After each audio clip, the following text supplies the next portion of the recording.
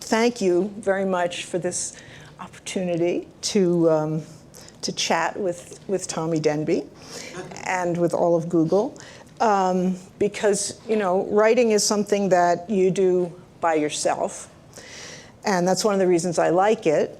But it's exciting to sometimes emerge from the cave and see all you fellow citizens out there in the world. So thank you, Google citizens, for inviting me to join you. Now, speaking of citizens, I'm going to read a couple of lines from a poem by Bertolt Brecht called To Those Who Come Later. It was written in 1940. And I think on a day like today, when there are fires raging all around us in Los Angeles, this is appropriate. What kind of times are these when the talk about trees is almost a crime because it implies silence about so many horrors? I came across this particular verse in my scholarly readings on Twitter. This quote struck me because during dark times like these, it sometimes feels frivolous to talk about anything but the darkness. But that's what I do. I write about anything else. I write novels, the kind that are sometimes called comedies of manners. They are about the comic absurdity of everyday life. They're about people trying to be happy and trying to be good, two modes that do not always complement each other. But they are just trees in the sense that Brecht meant, or seem that way to me in the times we live in now. This particular tree, the Grammarians, is about language and how it binds us together and pushes us apart. It's about a pair of identical twins named Daphne and Laurel who have a secret language when they're babies, who love words so much that as children they play with them as if they were toys. As they grow up, language draws them in radically different directions. Laurel, the younger sister by 17, Laurel actually is the older sister by 17 minutes. Okay, I just wrote this incorrectly, but I do remember my own book, so excuse me. Daphne, the younger sister by 17 minutes, becomes a copy editor and then a grammar columnist in the age-old prescriptivist manner. She is a kind of benevolent dictator. She says things like, grammar makes you respect words, every individual word. You make sure it's in the place where it feels the most comfortable and does its job best. And she says things like, grammar is good. I mean ethically good. If you think of all these words just staggering around, grammar is their social order, their government. Her sister Laurel is less ambitious in terms of her career in the beginning. She wants to stay home with her child, to be there and to listen and to hear as the baby speaks her first words. She later becomes a poet, composing poems from examples of non-standard English from a book by the linguist Charles Carpenter Freeze. Now, it has been my custom when I give a talk to tell the story of how I became a writer. But as I was putting this talk together, I heard an inner voice that said, good God, you're 66 years old. Your son has a beard. Are you really going to talk about writing bad poetry in high school? Then the voice quickly added, do not admit to the young people that you are 66 years old. Say a bit long in the tooth. But that made me think about the time I looked in the mirror and said to myself, I've grown stout. And how the word stout, a wonderful word, immediately made me feel so much better about the 20 extra pounds I'd put on over the years. So you know how writers sometimes talk about their process. I'm afraid that that rambling from word to phrase to thought to word that you just heard is pretty much my process. I like words. I think about them all the time. So, long in the tooth and a bit stout, let me tell you how I became a writer. When I was a child, I wanted to grow up to be a writer. I also wanted to grow up to be a horse psychologist. And perhaps most of all, I wanted to grow up to be a graduate student. I thought that was a profession because my mother was a graduate student for such a long time. In high school, I did write ghastly, pretentious, overwrought poetry. On my first day of college, a college I chose so that I could continue writing such poetry, I looked around and I thought, oh no, I can never let any of these smart, sophisticated people read my poetry. And I switched my major to a much more practical subject, medieval history. Eventually, I went to graduate school to study medieval history, and there I discovered, and the University of Chicago discovered, that I had no memory for dates, names, or abstract ideas, a drawback for a historian, and we parted ways. No marketable skills? Never mind, I said. While still in grad school, I'd gotten a fellowship to study paleography in Florence, Italy. Once there, I found the archive I worked in very hot and stuffy. So I kept slipping away to the streets of Florence, and instead of deciphering 11th century property deeds, I spent the summer and my entire stipend buying shoes. Aha, I thought, a skill. I can be a shoe buyer at Bloomingdale's. Unfortunately, the fashion industry requires some kind of experience before they hand out jobs, even then, in my day, and I had none in any area whatsoever except deciphering 11th century property deeds. So there I was, unemployed, back in New York, living in my mother's guest room. Every day, my mother would wake me up holding a copy of the New York Times open to the pages of the real estate ads or the want ads, scrawled over which would be big red circles indicating any apartment or job that was available.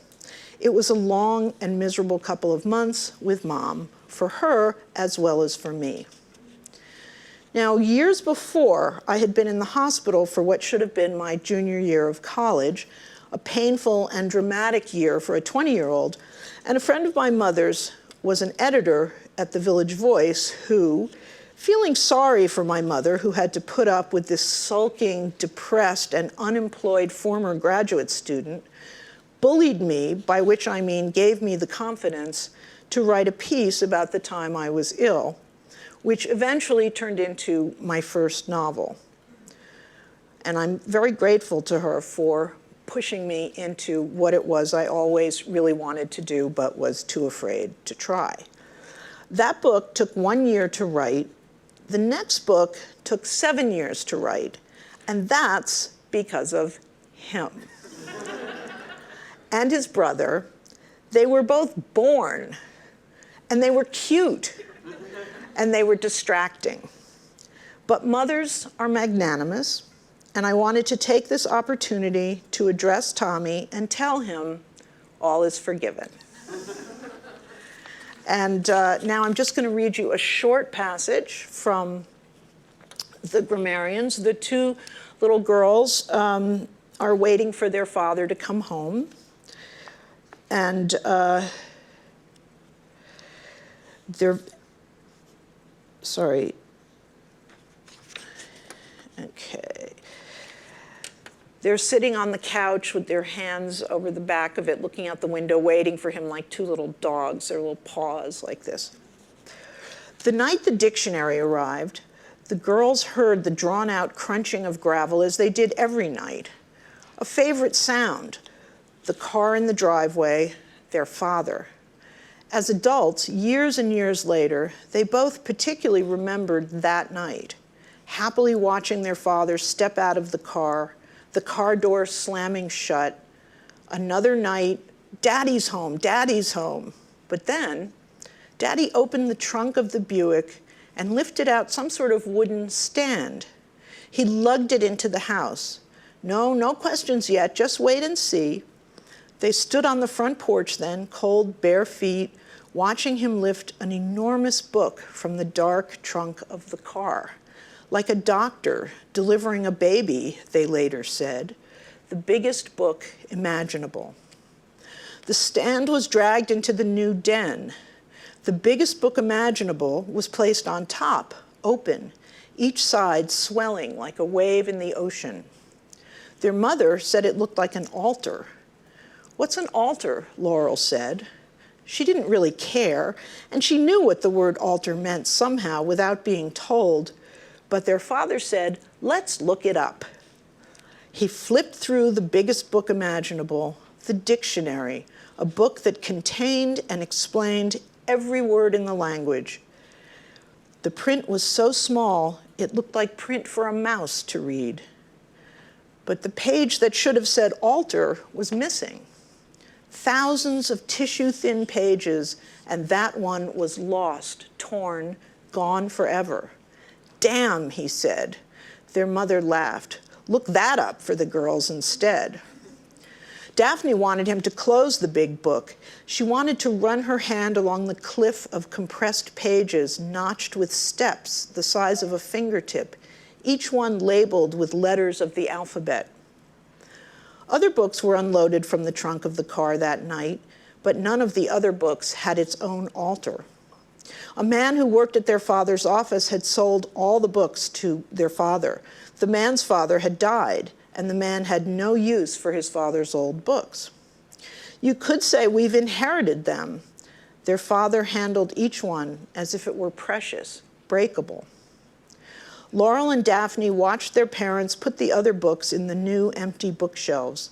The den itself had just been constructed, converted from a small screened-in porch. Their parents admired how the new room looked. There were only 10 or so books, but they were impressive. Some were bound in leather. It was an instant library, like instant coffee or instant soup. That's what Uncle Don said. He said books were not meant for display. They were meant to be read. Why not fill the shelves with your own books, books you'll really read, Uncle Don said. We read them, Laurel said. Yes, well, they would, wouldn't they, Uncle Don said. He pulled a volume from the shelf. The King's English, Fowler, utterly appropriate for a 5-year-old. Don't start up with them, Don, their father said, a little wearily. Yeah, Daphne said, don't start up with us. She got a look from her father and said quickly, sorry, Uncle Don, start up with us. That made their father laugh and Uncle Don look up at the ceiling and say, God help us, which pleased Daphne. She looked at Laurel expecting a sly smile of approval. But Laurel was now sitting on the floor, her lips moving as she slowly read from the King's English. Heir of cheap ornament. So, thank you.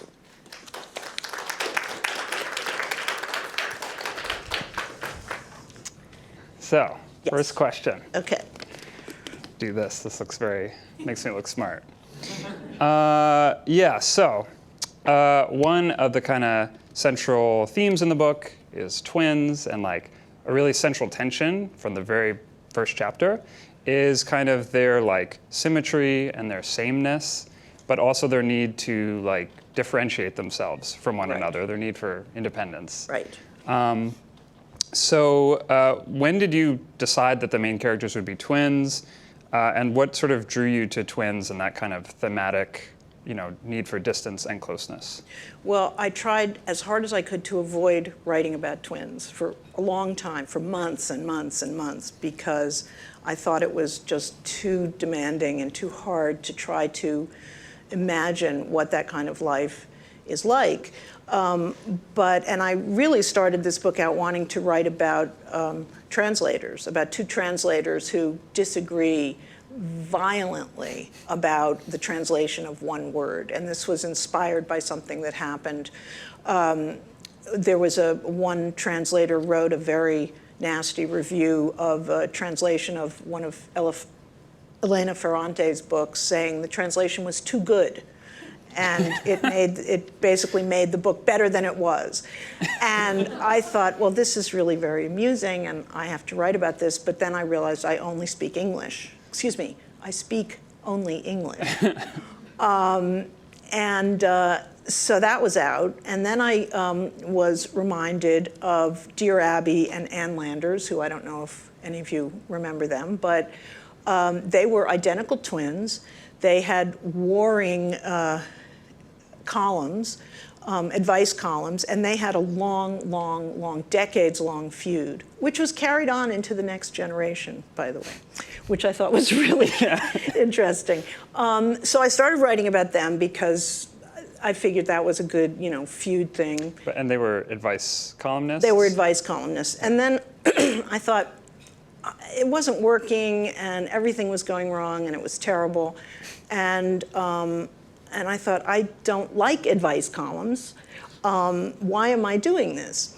And then Janet gave me a book called English as She Is Spoke, which is a very, very funny, it's a phrase book that was written for Portuguese tourists in England in the 19th century. And it became a kind of comic phenomenon and was read in parlors all around England and then the United States. And Mark Twain wrote about it, and everyone thought it sort of went viral, 19th century viral, because the guy who wrote it, whoever he was, really couldn't speak English.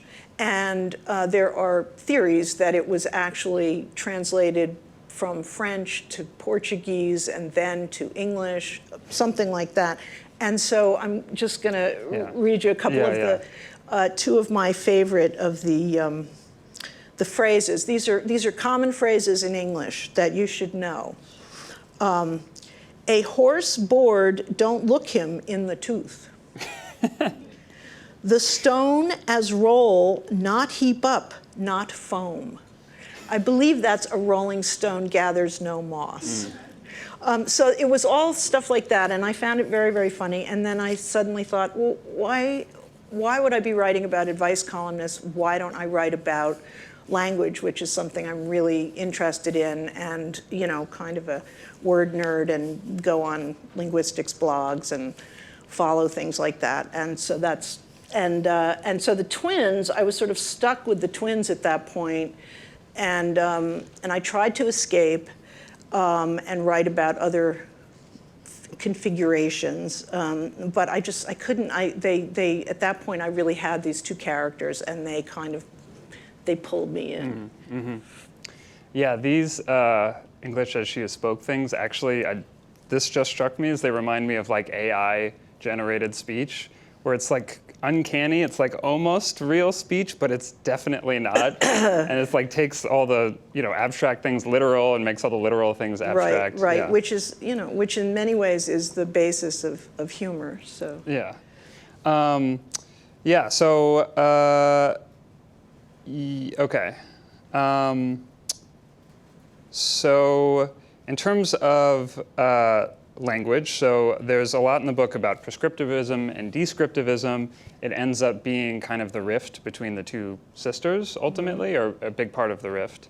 And you want to sort of, probably a lot of people here are familiar with that, but do you want to explain that rift, or your kind of, your take on it? Yes, well, perhaps you'll be surprised to learn that this is still, after I don't know how many years, a hot issue, at least on language Twitter, where I spend an inordinate amount of time. Because there are still people who are very, very devoted to the rules of grammar. And then there are linguists who say, come on, we're trying. So the prescriptivists in this book, one of the girls, Daphne, becomes a copy editor and therefore has to follow style guides. But she doesn't seem to understand that style is the important word there, not ethical rules about, how language is better and only good if it follows these particular rules.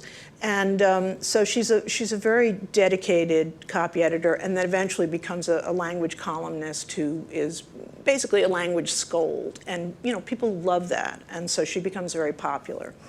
And she has a point, as you don't want, in certain circumstances, you want to follow certain rules or style rules. And Daphne doesn't do that, doesn't become a copy editor. She becomes a kindergarten teacher for a while, and then she has a child. And Laurel, excuse me.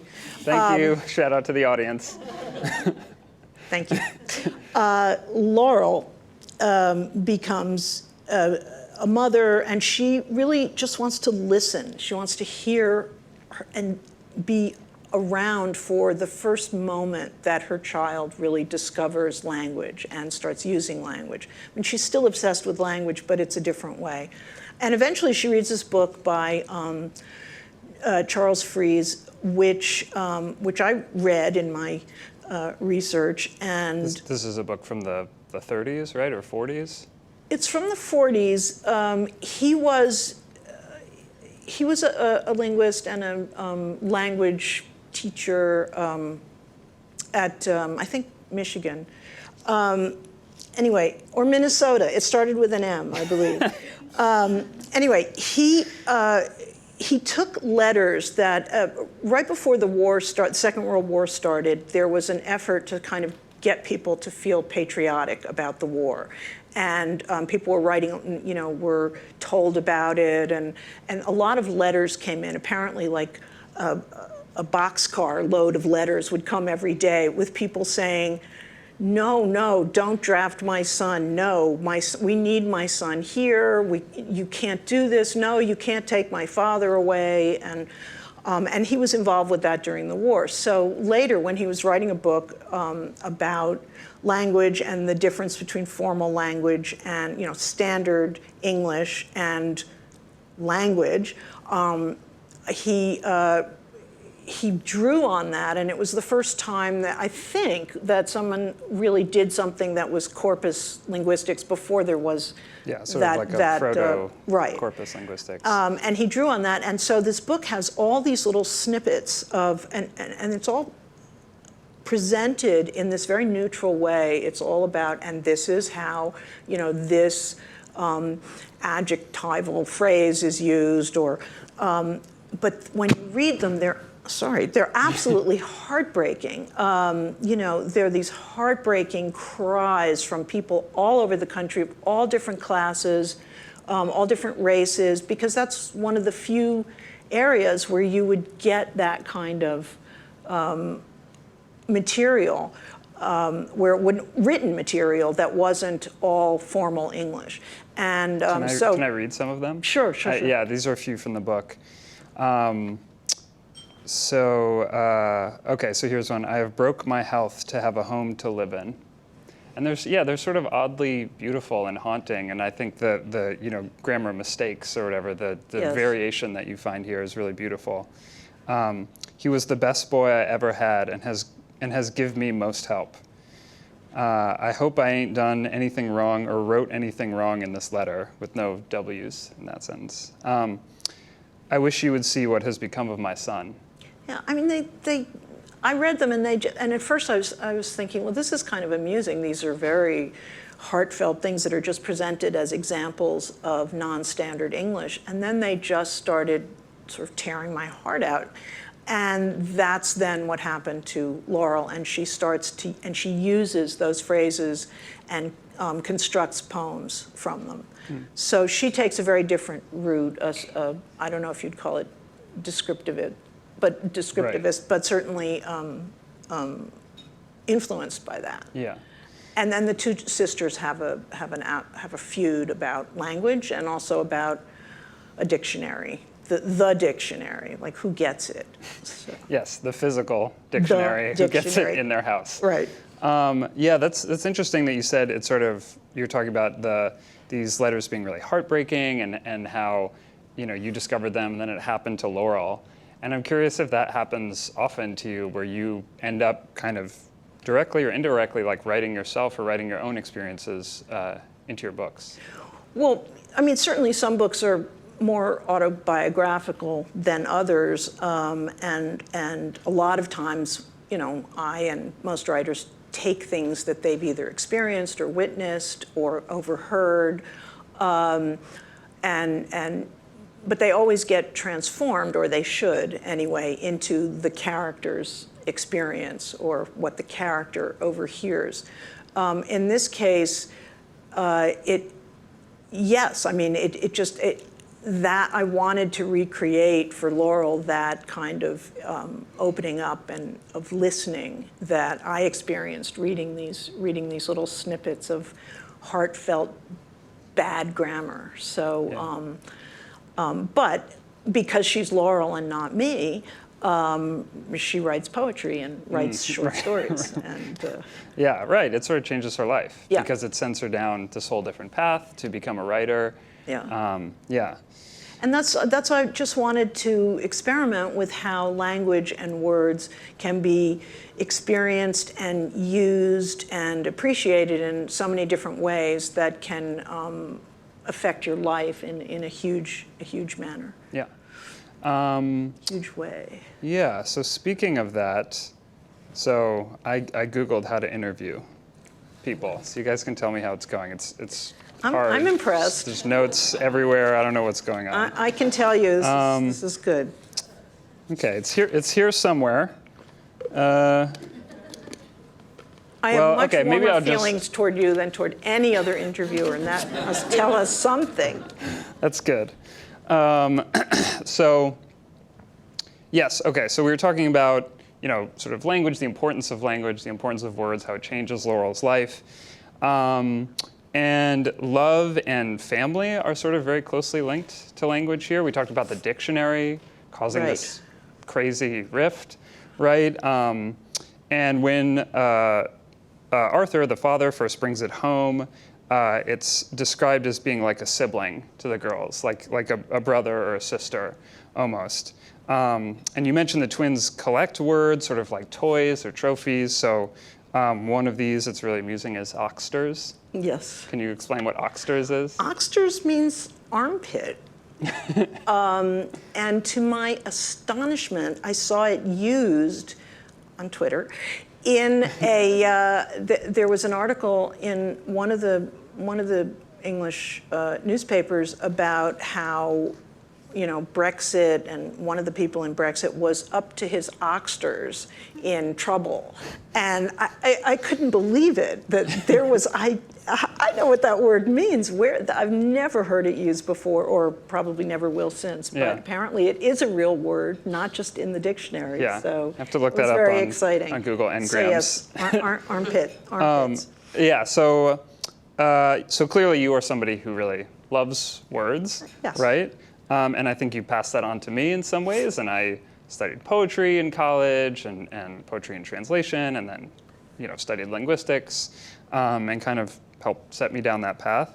And I guess, so I'm wondering, where did you first come across that love of language and that love of words, and when were you first kind of aware of it, that maybe you were different in that way from other people? Well, I think like a lot of children, who love to read, and a lot of children do, and I was one of those children, you become very attached to books. And so first it sort of manifested in that way. It was about books. And I was way too lazy to look things up in the dictionary when I read. And I would read very fast. And I would read things that were too hard for me. Like in seventh grade, I looked in the library and I saw this book, and it was called The Idiot. And I thought, oh, that looks like a funny book about a stupid person. So I started reading it. And of course, it was Dostoevsky, and I was in seventh grade, and I understood about 1/10 of it.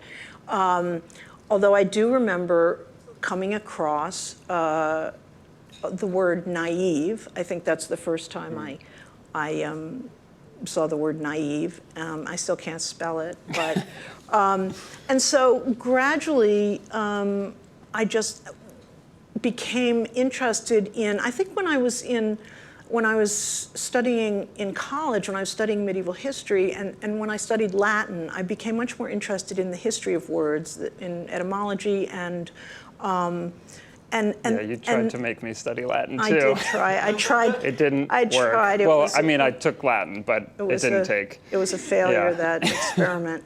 But I started to realize the depth of, like, one word not only had different meanings, in a horizontal way in terms of now, but also had a whole history to it. And I found that very, very interesting. Well, I remember writing a paper, and this is when it really started, I think. I wrote a paper about the word otium, which in Latin, in Roman times, meant leisure, and in medieval times meant laziness. And that was very profound to me. And that started, I became very, very interested in words then. And I also remember I remember as a kid really torturing my parents and saying, but what does ironic mean? And no one could answer, and I kept saying, yeah, but that's a coincidence. That why not just say a coincidence? And so anyway, I remember that also. So the mystery of words kind of, gets to you at a certain. There's like a sort of romantic, almost kind of mystery and majesty. Yes. So speaking of sort of real life things in the book that kind of resonated with possible real life experiences. So I had some moments when I was reading the book. So one that was very clear was Laurel lives with her family on the Upper West Side, which is where I grew up, where we lived. And, and they walk, into... Upper West Side of Manhattan. Yeah. See how provincial we are? The Upper West Side. Yeah, it's as if everybody knows what that is. And and they take their kid to the same park where I went growing up, and you kind of describe it in great detail, and it was really fun for me. It was like I got to go to the park again through the eyes of a little kid, But so I want to run. So that one was very clear, but I want to run some of these other examples by you. So So here's one. So towards the end of the book, Laurel and Daphne are both writers. And that's the context for this, so here's a quote. So neither Laurel nor Daphne was famous in the way that celebrities are famous. No one recognized them on the street. They could not get restaurant reservations anyone else couldn't get.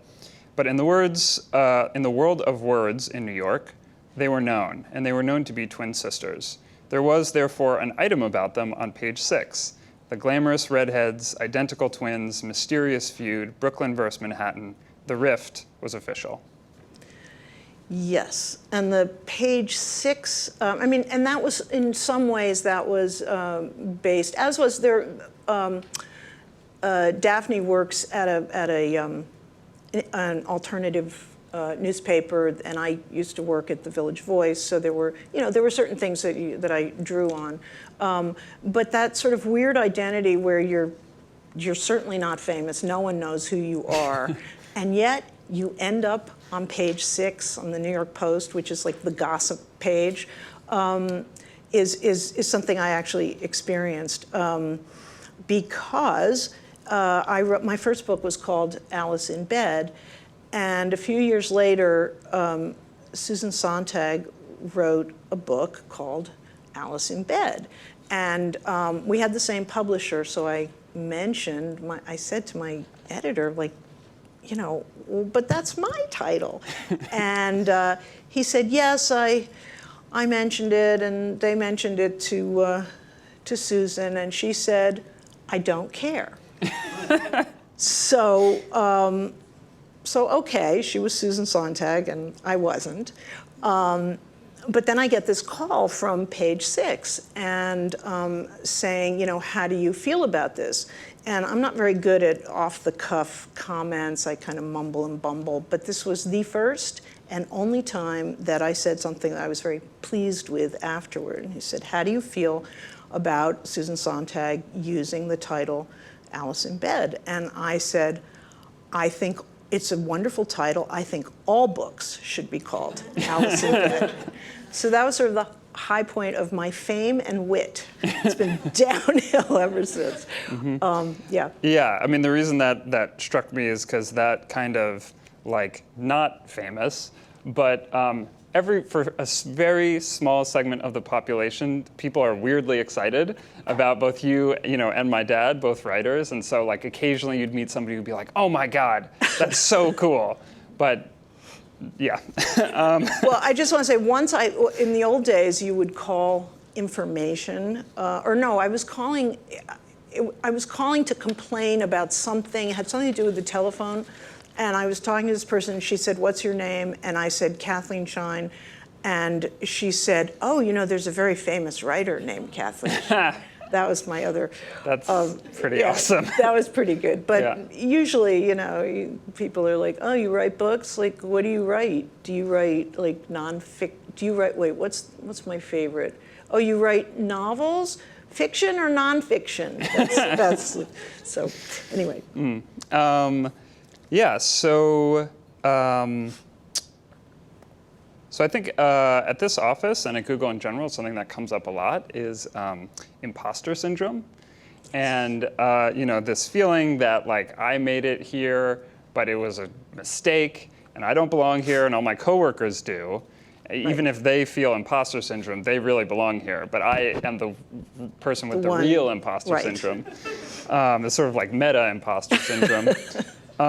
So it's something that I think people talk about here a lot, and I imagine that being a writer requires a lot of confidence and a lot of nerve, and you kind of put your writing out into the universe, and then people, like, write articles about whether it's good or bad, and that's sort of terrifying. Yes. And so, yeah, my question is, do you ever feel like you suffered from imposter syndrome? And if so, is there a point when you sort of stopped feeling that, or is it just there forever? Yes, I suffered from it. Yes, I still do. It comes and goes. Like, there are moments when you think, well, I have written 11 books. That must mean something. And then you think, oh, I tricked them for 11 books. They're going to find out the next time, and I'm going down. And after every book, I think, well, I'll never have another idea, ever. And one of these days, that's going to be true. I will be right. It's sort of like you lose a cab, you try to hail a cab in New York, and it's gone, and you think that's the last cab that's ever going to come down this street. One of these days, that will probably be true. So yes, I do suffer from, not as much. As you get older, you start to suffer from something else, which is nobody remembers me syndrome, which is a different thing, and it. And I see a lot of my friends and contemporaries sort of wondering, how long we can still exist in a very, very different environment, publishing environment and reading environment. And so I think it changes a little bit. But yes, a lot of times I still think this is how did I trick all these people all these years? What if they find out now? All right, uplifting answer.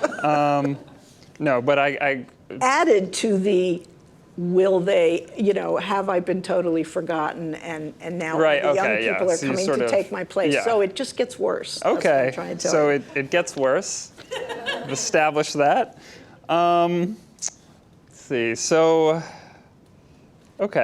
speaking of things getting worse, you talked sort of earlier, you talked about writing in dark times, and you write these kind of comedies of errors, and the kind of absurdity of everyday life.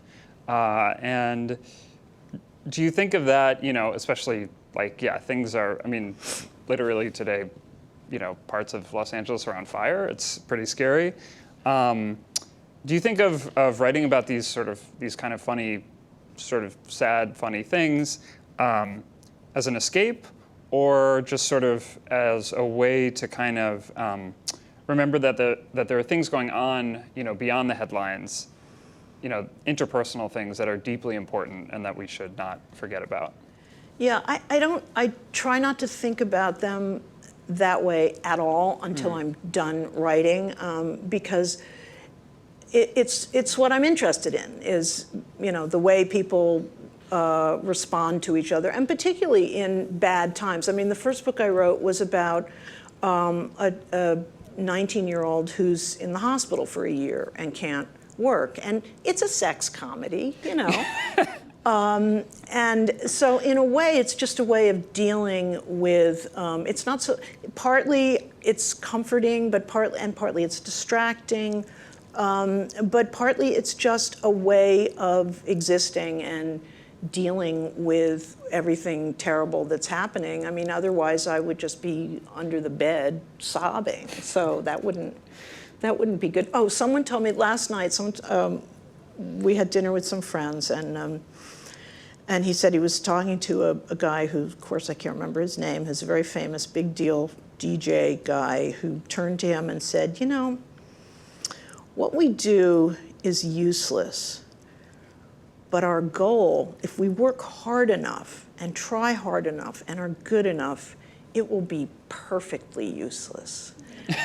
And I think that's the goal of most artists and writers. Yes, it's useless, but if you could just make it perfectly useless. Yeah. So. Okay, so I think in a moment I'm going to open the floor up for questions, but first I wanted to end this very nice, warm chat on a note of deep resentment, which is, because I am calling you out, okay? Because there's some stuff you put out there about me that is false.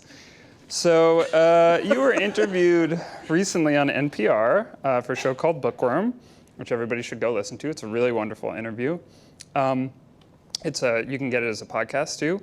But you really put me and my brother on blast in this interview. So first of all, you said that we never read growing up, which is like, whatever, okay? Not true. A little true. All right, somewhat true, okay? Just, twist the knife. But you also said that we never had read one of your books. Now, that's not true, and let me explain. So it did take me a while to read. And would you like to say how long? No.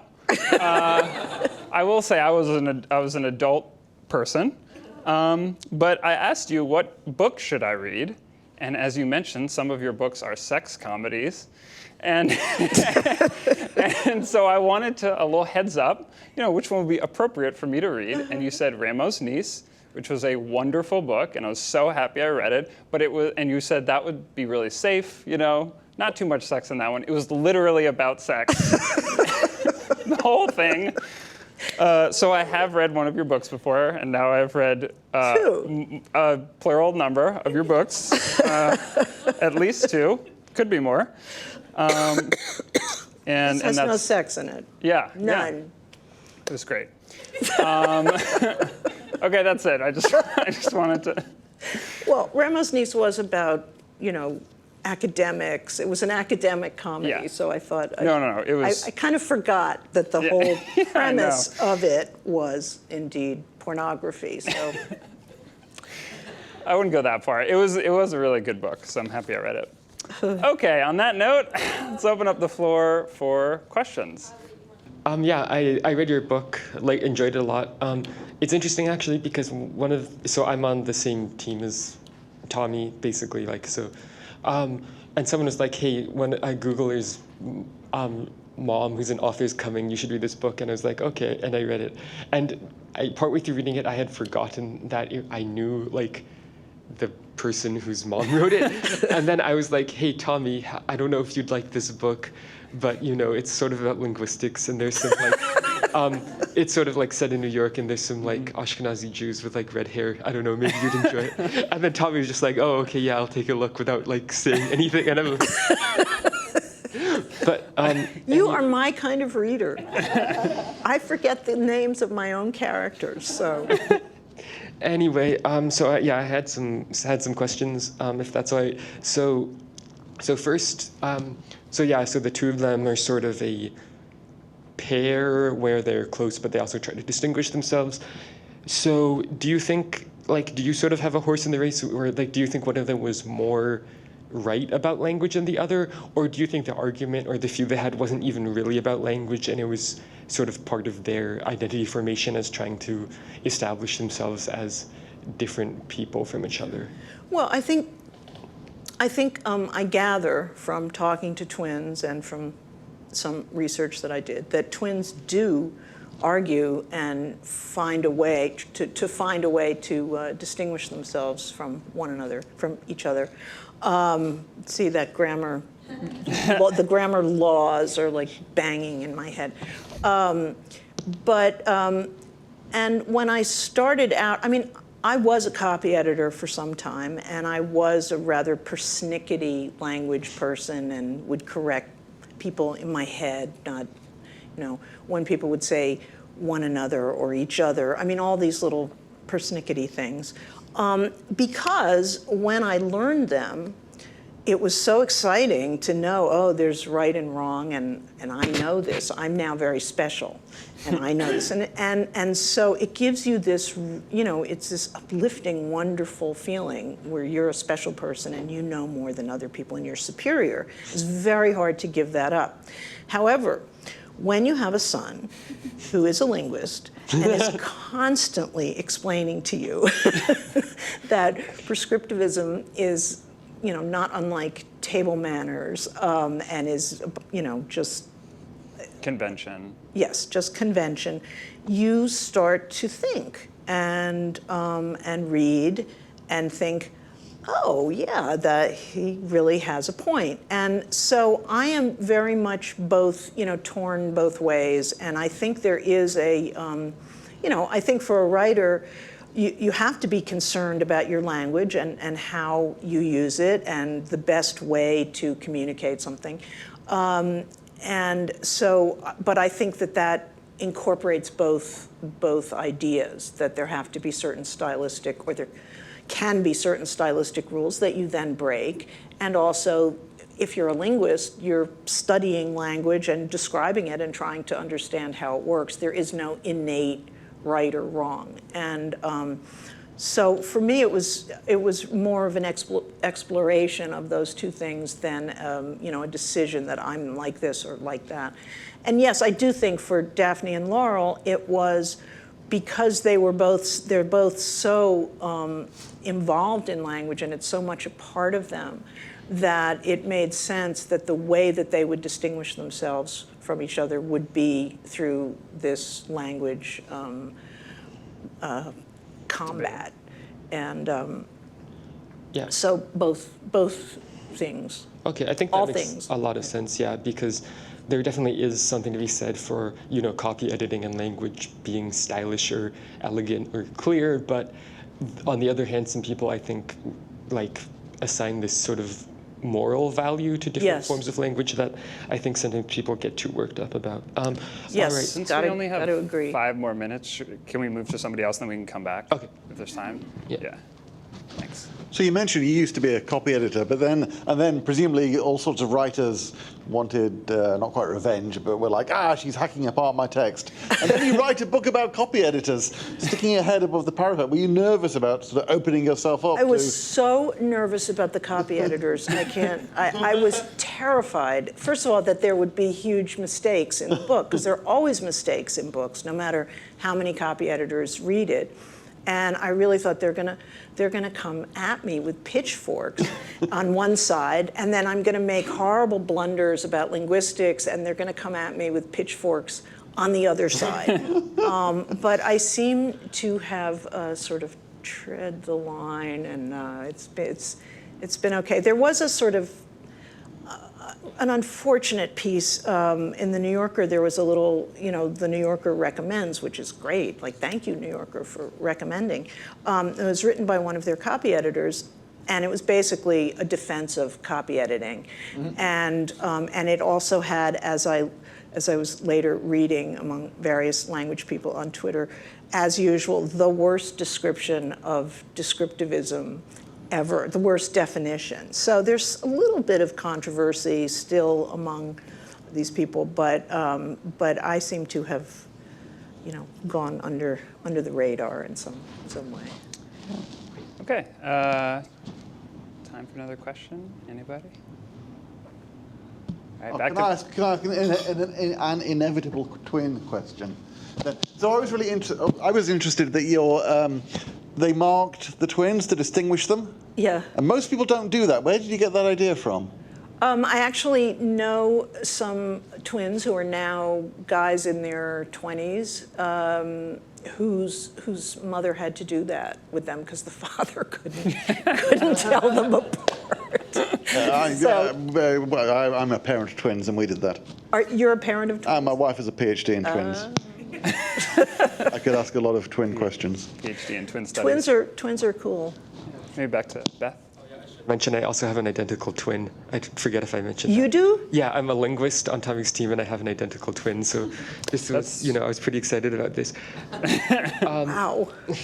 Anyway, I want to ask, relevant to that. So you don't have a twin, right?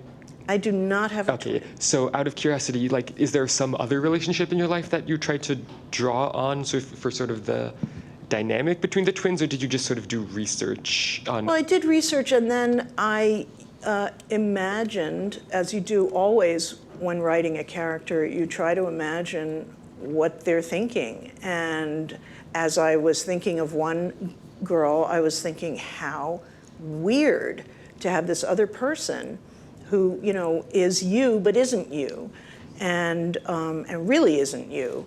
But looks just like you, and so a lot of it was just imagination, and apparently I got a lot, I'm told by some people I got it right for some people. I know that some identical twins have even, more, are either even closer or fight even more, but I seem to have been on the right track. But no, a lot of it you just imagine two people who look alike and are treated the same, but they're two different people. And how would that feel? And what would that be like? And then it all kind of blossoms, and then the story takes over.